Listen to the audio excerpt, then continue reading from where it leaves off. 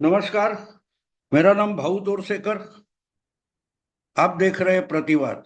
दोस्तों, आपको मालूम होना चाहिए कि ये प्रतिपक्ष नेटवर्क का ही हिंदी यूट्यूब चैनल है। भाऊ तोरसेकर यानी मैं। मेरे हिंदी वीडियो सिर्फ इसी चैनल पर होते हैं, प्रतिपक्ष पर डालना मैंने बंद कर दिया है।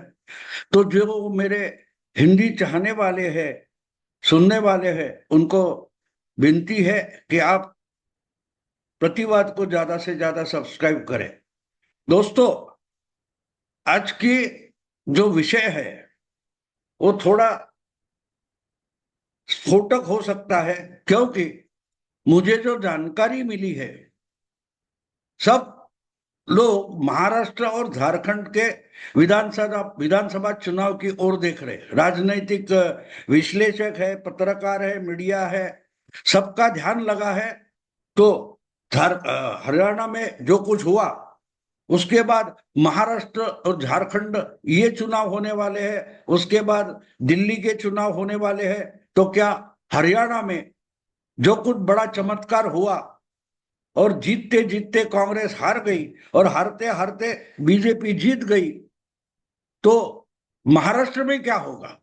क्या झारखंड बीजेपी जीत सकती है? इस पे चर्चा चल रही है। लेकिन अभी तक झारखंड हो या महाराष्ट्र हो, दोनों जगह का चुनाव घोषित तक नहीं हुआ। ना कि उधर की कोड ऑफ कंडक्ट लागू हुआ है, टाइम टेबल डिक्लेयर हुआ है। हाँ, पार्टियां अपनी अपनी तैयारी कर रही है।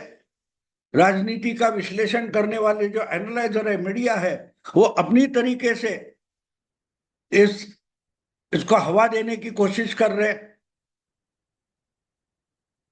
ये जो पार्श्वभूमि है, तो चर्चा तो उसी तरफ जाती हुई दिखाई दे रही है। लेकिन सबसे बड़ी ब्रेकिंग न्यूज मैं मानता हूं, हरियाणा के बाद महाराष्ट्र से या झारखंड से आने वाली नहीं है। वो तो चुनाव घोषित भी नहीं हुए, तो नतीजों की बात बहुत दूर की है।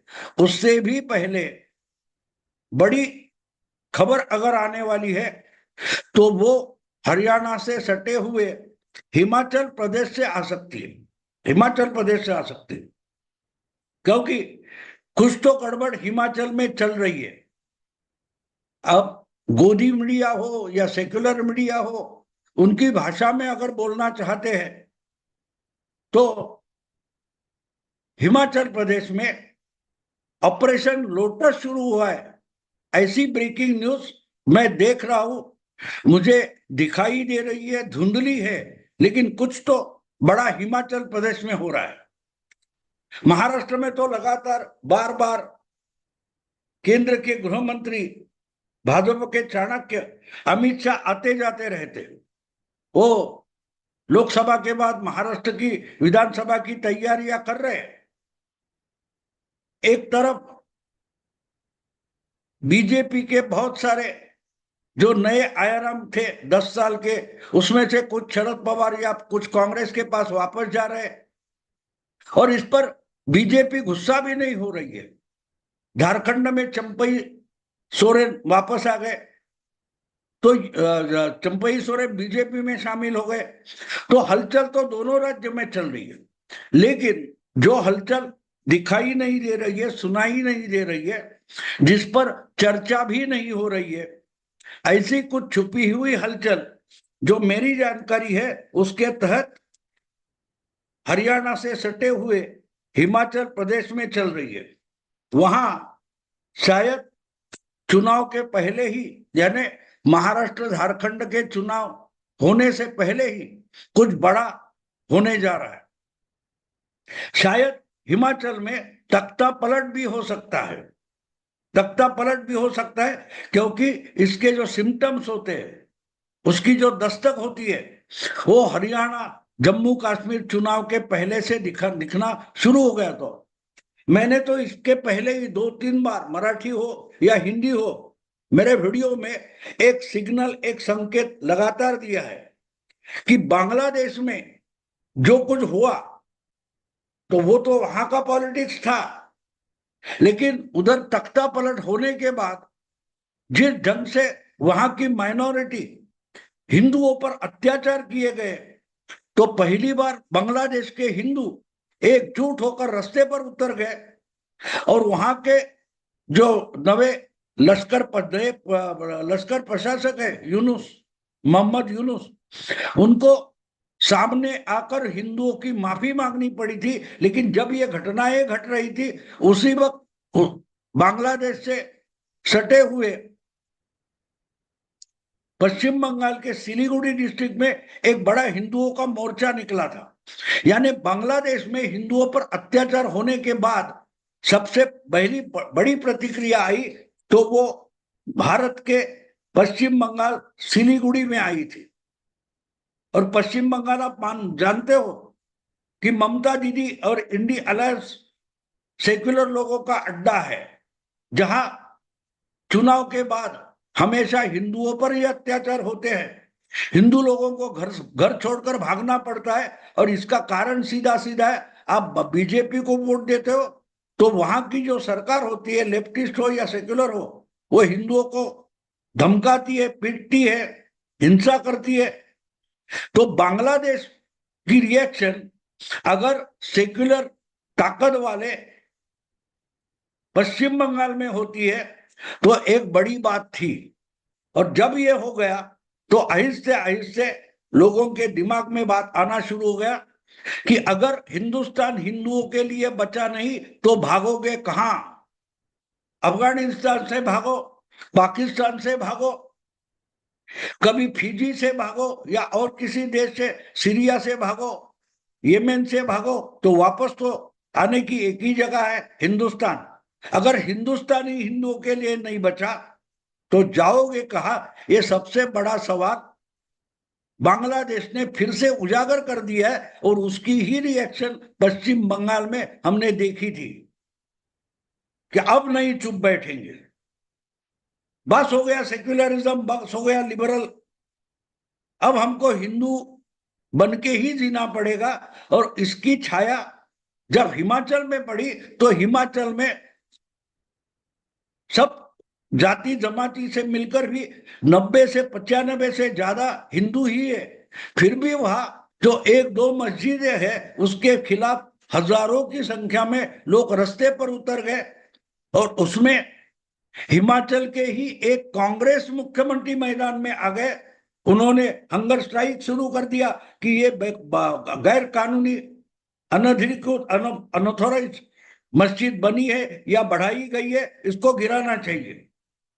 तो बात ये थी कि हिमाचल प्रदेश में बीजेपी की ताकत है ही, लेकिन फिर भी बीजेपी पिछला विधानसभा चुनाव हारी थी और कांग्रेस का मुख्यमंत्री बना था। अब उसी कांग्रेस पार्टी में हिंदुत्व उभर कर सामने आ रहा है और पूर्व मुख्यमंत्री वीरभद्र सिंह, उनके बेटे विक्रमादित्य, वो भी खुलकर हिंदुत्व के समर्थन में आ चुके हैं। जब कांग्रेस की पॉलिसी थी अयोध्या की प्राण प्रतिष्ठा में कांग्रेस सहभागी नहीं होगी, सहयोग नहीं देगी, ना कि उधर कोई कांग्रेसी हाजिर होगा, उस वक्त ये कांग्रेसी मुख्यमंत्री और पूर्व मुख्यमंत्री के बेटे विक्रमादित्य खुले आम अयोध्या गए थे और कांग्रेस पार्टी उन पर एक्शन तक नहीं ले पाई। कांग्रेस की पॉलिसी राम मंदिर के खिलाफ रही है और फिर भी उनका ही एक मिनिस्टर उठता है और अयोध्या चला जाता है, तो ये छोटी बात नहीं थी। बांग्लादेश और सिलीगुड़ी के बाद इसीलिए तो हिमाचल की एक छोटी सी मस्जिद के लिए इतनी बड़ी रिएक्शन हो गई। हजारों लोग जब रास्ते पर उतर आते एक मस्जिद तोड़ने के लिए, तो उसका प्रभाव तो हरियाणा पर पड़ना ही था। और इसके परिणाम अगर हम हरियाणा में देखते हैं तो हिमाचल में जो सरकार चल रही है उसको हिंदुओं के साथ खड़ा होना पड़ेगा। वहां के जो मुख्यमंत्री है, आज के कांग्रेस के मुख्यमंत्री सुखविंदर सुक्खू, उनको भी सामने आकर हिंदुत्व की बात बोलनी पड़ी। हाँ ठीक है, संघ या बीजेपी का जो हिंदुत्व है वो उससे हमारा हिंदुत्व अलग है, ये उद्धव ठाकरे की भाषा हिमाचल के मुख्यमंत्री बोले, लेकिन उसका प्रभाव नहीं पड़ रहा है।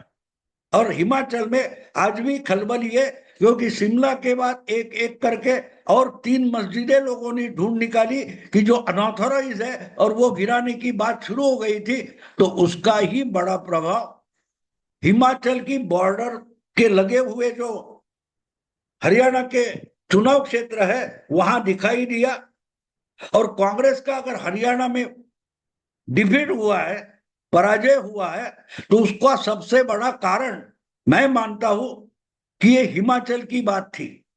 और जबकि हिमाचल का प्रभाव हरियाणा के सटे हुए चुनाव क्षेत्र पर पड़ा है, तो उसकी रिएक्शन हिमाचल में होनी ही थी। और अगर ऐसी बात बदलती जाती है तो कांग्रेस पार्टी की इस नाराजगी का सबसे बड़ा फायदा उठाने की कोशिश बीजेपी करेगी।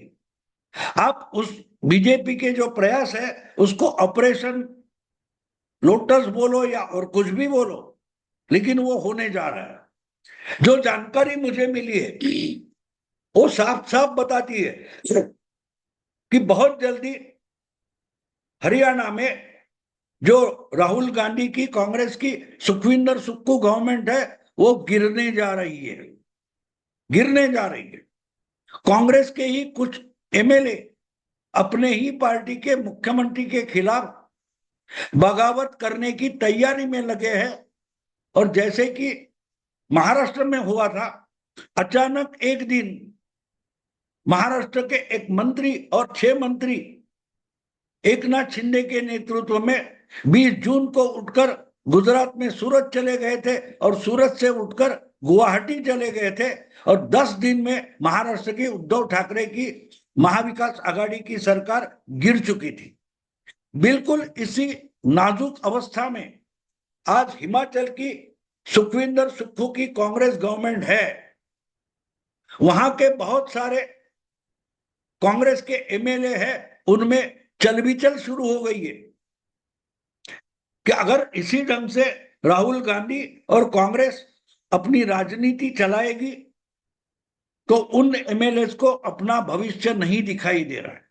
क्योंकि आहिस्ते आहिस्ते आहिस्ते आहिस्ते पूरे देश में एक हिंदुत्व की नई लहर फैलने का आरंभ हो चुका है, जिसका थोड़ा प्रभाव हमने आज हरियाणा के चुनाव में दिखा। सिर्फ जाट और जाटेतर इस ढंग का डिवाइड हरियाणा में नहीं हुआ है।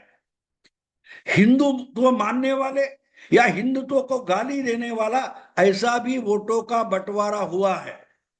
जो बात योगी जी ने कही थी, बटोगे तो कटोगे, और जिस ढंग से मुस्लिम माफियागिरी चलती है उसका बंदोबस्त योगी जी कर रहे, उसकी सराहना कांग्रेस के ही मंत्री विक्रमादित्य अपने सोशल मीडिया अकाउंट पर करते हैं, योगी की फोटो लगाते हैं। फिर भी मुख्यमंत्री सुखविंदर सुक्खू हो या कांग्रेस का हाईकमांड हो, वो अगर अपने ही इस मंत्री का बंदोबस्त नहीं कर सकते, उसको पार्टी से ना निकाला जाता है, ना उस पर कोई रिएक्शन दी जाती है, तो बात साफ है। कांग्रेस हिंदुत्व के खिलाफ बोलते बोलते इतनी मर्यादा लांघ गई है कि उसके कारण हिमाचल प्रदेश में कांग्रेस की पार्टी में बवाल आने लगा है। एक तरीके से एक बड़ी बाढ़ आने की तैयारी शुरू हो चुकी है, आंधी आ सकती है।